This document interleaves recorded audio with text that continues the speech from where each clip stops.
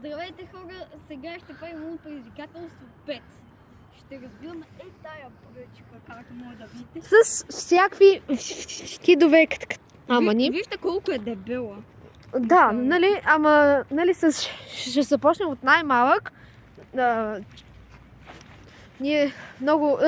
да, ние сега много не сме ги намерили, но след малко ще сме ги намерили, ще ви ги покажем.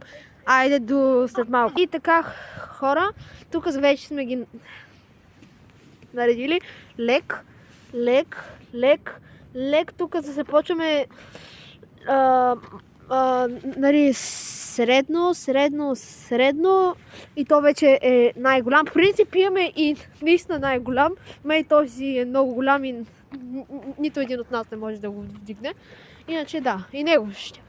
Така, време е за най-малкия. Да. Това е много леко. 3, 2, 1. О!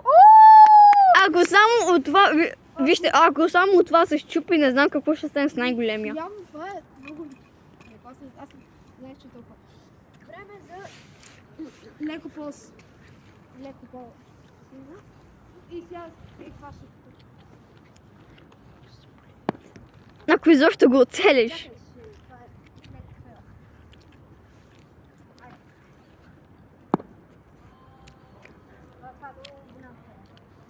Ма ти не може да го оцелиш пък. Дай на мен, явно е то дай на мен. Вижте сега. Ей, това е. Сега. И има по 3 опита на един. Сега е той. Добре, аз